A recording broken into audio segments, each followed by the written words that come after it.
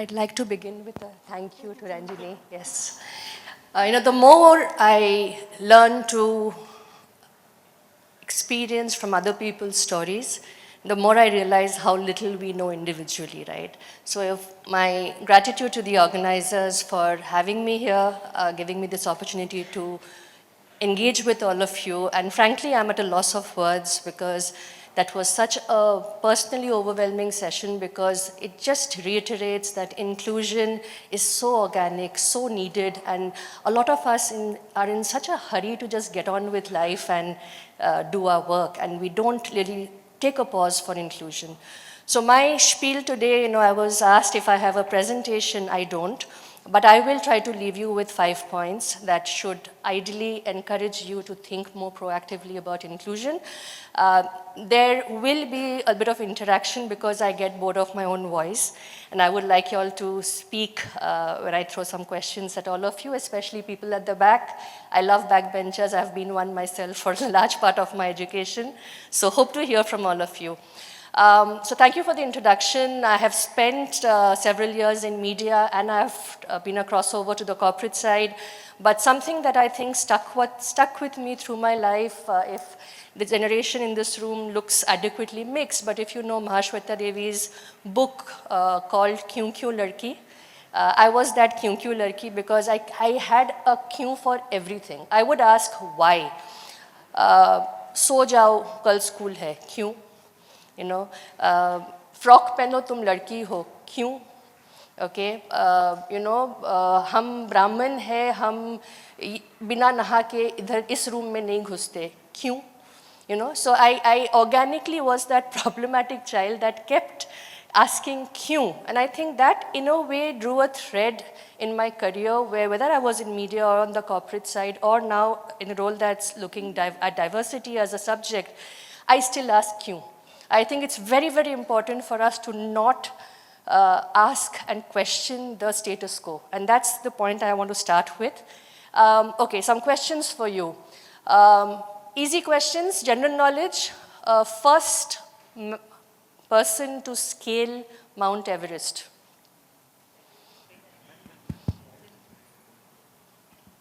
Yes? थोड़ा जोर से किसी को अगर माइक पे बोल सके. Tenzing Norway? Yeah, absolutely. So all of us know that. Tenzing Norway and Edmund Hillary, right? Who was the first woman to scale, if you don't Google? You organically know that answer. Who was the first woman to scale Mount Everest? Okay, so there's a lady from Japan called Junko Tabe, and all of us don't remember her name. So I want to talk to you about inherent collective amnesia because history gets documented the way the historian sees it, right? And when history gets documented the way historian sees it, historian is not going to have a 360-degree view and certain pockets of the society are going to be left behind. So let's currently accept that there is a deficit in our collective understanding of who we are and what we do, all right? When did the Homo sapien come into existence roughly? ये मतलब right wrong की बात नहीं है, just give me an answer. Roughly, how many million years? Millions ही डाल लो, 1, 2, 3, 3 million years, right? When did women enter the workforce? Come on, 200 years roughly. And when did our developed countries give women the right to own a credit card without the signature of a man? 50 years back, right? So there is a systemic gap in A, how we recollect reality, B, how we make journeys inclusive. And imagine 3 million, we have been around. Women didn't just surface when we started talking about diversity and inclusion, we were around. And we were expected to come to work without our bladders and uteruses. Right? I'm just talking about gender here, but I think it's important for all of us to just be mindful that this historic differences that have been with people with different kinds of identity is a long story. आज की कहानी नहीं है. It's been going on for a while. Now on the topic of, because of this is a retail space and we are talking about धंधे की बात करते हैं, what's the benefit, what's the business case for diversity and inclusion. You know, frankly, I hate the narrative of trying to build a business case, because I'll come to point number 3, which is different. But point number 2, there is data. There's a McKinsey study of 2015 that talks about a 12 trillion increase in the global GDP if we invest in parity. All right? ये 2015 की report है, which means in 10 years, which is next year, we would have collectively gained 12 trillion USD, and that's a huge number. And India alone was projected for a benefit of 800 billion USD, nearly 800 billion USD. So there is data that supports that अगर आप parity में invest करते हो, there is a clear connection, and the reason is innovation, plurality of thinking, agility in your work culture. So ये सब मिला के there is a profit funda that fits the story. So okay, there is a business case. First point was history is selective. Second point was systems and changes take a long time to happen. Third point is there is a business benefit. Now let's talk about a business threat, my fourth point. The business threat. How many of you know of John Elkington? Acha, the triple bottom line, profit, planet, people. That any business in accounting should talk about profit, people, planet, which means that आप जब अपनी accounting करते हो, there is a causality on what is your business and how is it impacting people and the planet. John Elkington's theory that appeared in the Harvard Business Study is the first study globally to be recalled. जैसे product होता है ना कि ये product defective है तो Samsung has recalled some phones, और ये वॉशिंग मशीन या टॉय में प्लास्टिक में टॉक्सिक मटेरियल है, so we have recalled a product. Product recalls have had a history, but ये पहली बार थी when a paper was recalled by the author because he felt that while the triple bottom line was a sincere way of doing your business, it was not adequate, because if your business model is not sustainable at the rate we are using up the resources of the earth, at the rate which we are leaving people behind, is going to reach a point of no return where it just simply won't be sustainable to do business. And he's called for exponential transformation ताकि हम जिस तरीके से business करते हैं, it becomes more sustainable, and the triple bottom line wasn't enough. You had to multiply it by 1,000. So there is a huge business threat in the way we are operating right now, and therefore diversity and inclusion, ये जो बिछड़े वर्ग बोलते हैं, the people who are left behind need to be brought into the fold. Otherwise, this gap will keep expanding, and we'll end up in a situation that's simply not sustainable, and it will collapse. Right? The next point is also something on, something that's a little scary, but I feel it's important for us to understand that all of it is not going to magically happen. So the point that, and it connects with the job I'm doing right now, I really believe that inclusion starts with an individual. Each of you in your personal space, your professional space, is a chief diversity officer. I would like to reword that as chief disruption officer, because if you don't get up and say kyun, why can't I have Ranjini, part of my team in doing what I'm doing? I have seen some fantastic speakers lined up through the day, and my compliments to the organizer that you have brought in such diverse points of view in this one conference itself. Wonderful to hear from manufacturing, from retail, from academia. So all of it is the plurality that is enriching for all of us right now. And what should you do to make this more worthwhile beyond the experience you're having right now? Put it into practice. So my fifth point and my final point on why it's imperative, not just for profit, not just to rewrite history, not just for the fear of not being sustainable in the way you do business. Diversity and inclusion is an imperative in terms of value systems. I come from a small town in eastern India called Jamshedpur. But it has been part of my upbringing so inherently that when I came back and joined Tata Steel after 15 years in media, it felt like coming home. And one of the things that really shaped the professional mode in which, and I have ex-colleagues and current colleagues in the room, that shaped me as a person is that you automatically take a value-driven approach to your daily decision making. And अगर आप value को core में रखते हैं, automatically you will take a decision that's good for all. And is it too idealistic to say that हमारे यहाँ idealism की जगह नहीं है? Let's talk about धंधे की बात करते हैं, profitability बात करते हैं. I've given you data. There is data to support that diversity and inclusion has profit. There is data to support that the current models have failed.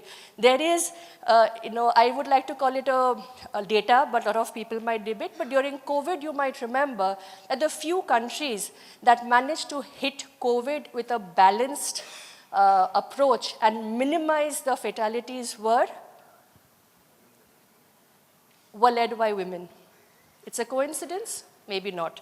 But the point is, the leadership style needs to be more value-driven, more empathetic, or jab tak that change doesn't come into play, we are not going to see any real change in the ground, and which means that enough of talking has happened. We have attended enough seminars, we have attended enough, and this is the internal joke between those of us who keep bumping into each other at seminars. Enough talking has happened. Can we convert these into actions? And I was so happy to hear in the previous panel that policy pe kaam ho raha hai. Processes are being changed. Ranjani mentioned, that, can we make the interview process written? And there are little suggestions that it's right there in front of us to adopt and make it regular. Because the moment you make it regular, it becomes the narrative. My final question to you is, no right and wrong answer, but which part of the India, if you look at the coordinates, south, east, west, north, has the highest rate of female infant feticide? Rajasthan? So let's say west, right? And how many of you have heard of a little village called Piplantri? Any hands? Piplantri? Piplantri, you may not know, but it's a beautiful story. A small hamlet in Rajasthan plants 111 trees every time a girl is born and nurtures those trees through her lifetime collectively as a village. Kehte hai na, it takes a village to bring up a child. They have connected that with greenification. There is an ecological aspect to it, but there's also a massive stand. Even if those few hundred people in a village have said, majority narrative is Rajasthan mein feticide hota hai. Majority narrative, let me do something that's against that damn narrative. And I will make that narrative mainstream if 20 such villages come together and say, let's all do this. So I'll close with the anecdote that I am so proud to share about what Tata Motors has done over the last. We started the idea at 2014, and this was before I joined the organization. But I'm so proud of a particular lighthouse that we have created in our Pune plant in the passenger vehicle business. This is, hoping all of you have heard of Harrier and Safari, the premium SUVs. The entire assembly line, it's called the TCF, the trim, chassis, and the final assembly. The entire assembly line is run by women. And this is such a proud story for all of us, because there's a video and it's publicly available. You can look at Tata Safari, aap Google karo, aapko mil jayega. The good part of this story is when they started in 2014, they were told, ye disruptive idea not going to happen. Aapko 200 log bhi nahi milenge. Today the plant on a good day works with anything between 1,700 to 2,000 women. Secondly, thank you. And each time I hear these claps, I make it a point to tell those girls, aapko tali mila, right? So we got these girls from the interiors of Maharashtra. We had to work on their psychological safety, the family psychological safety. We made sure that once they came into as trainees, they were given basic technical training as NAP trainees and technical trainees. Then post that, we made sure that they were absorbed into the assembly framework depending on their competence improving. Alongside that, we also provided an opportunity called Earn While You Learn, which meant that agar aapki education level is here and you want to go somewhere higher, the company will share a model with which you can learn and earn at the same time, allowing yourself to be more qualified with capability development and also get absorbed into a permanent role once you have completed that journey. So it became a self-sufficient system where our supervisors came from our trainees, right? On the other aspect, we face situations, and I felt this is the backbone of the whole project. The company made extensive capital investment in ensuring that the assembly line was ergonomically adapted to suit women, because Maharashtra average height was about 4.4, which was less than the height allowed in the factory.